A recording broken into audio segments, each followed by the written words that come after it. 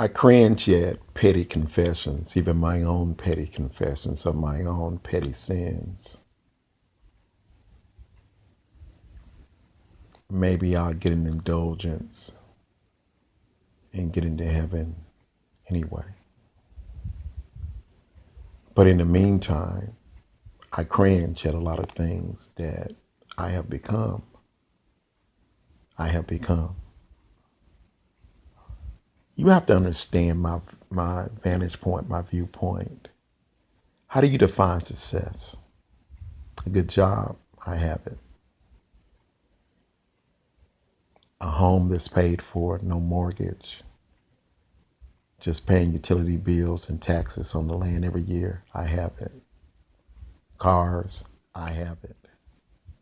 Taking care of my mother, buying her home, I did it. So how do you define success? I don't feel successful. I feel like a failure.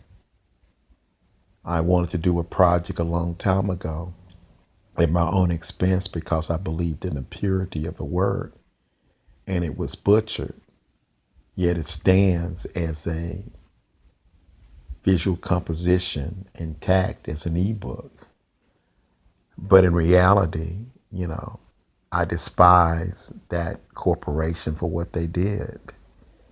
And I have to understand something. Take my emotions out of it. It's just business. It has nothing to do with me.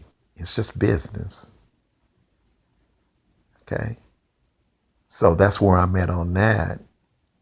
And that brings me to wrestling with, coming up with finances to do Dog as a feature animation. And I don't know. I think the more successful or everything I touch that turns into some kind of monetary value, the more disillusioned I become with the whole process. Because anything can be taken out of context and manipulated and used for evil. And I have a moral compass. And every time I come into contact with someone in the population, they're morally bankrupt, And light and darkness cannot occupy the same space at the same time. I'm realizing that in my own life. And then what is the damn point? I can't take anything with me when I die. What the fuck is the point? Earn your keep while you're here, and in the meantime, try not to go mad and medicate yourself. Is that the irony of it all? Or numb yourself down with drugs and some form of pleasure, sexuality? And I've never been about that nonsense because I've been more of a spiritual person.